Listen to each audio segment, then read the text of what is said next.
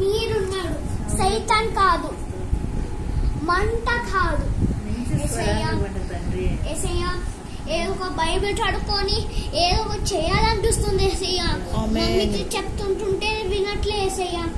కొంచెం ఏదో ఒక మంచి అండి యేసయ్యా, శక్తి లేకపోతే మనసు.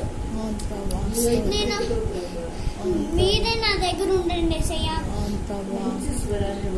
మీరే నన్ను ప్రొటెక్ట్ చేయండి యేసయ్యా. హల్లెలూయా.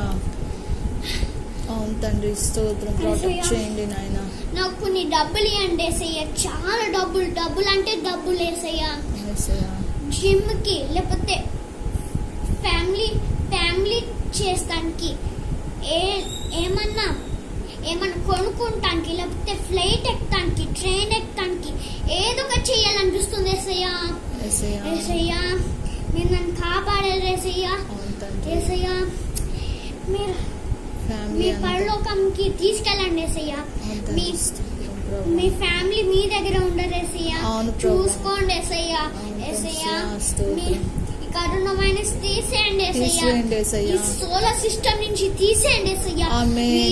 మీరే నన్ను కాపాడాడు ఈ పరలోకాన్ని యేసయ్యా.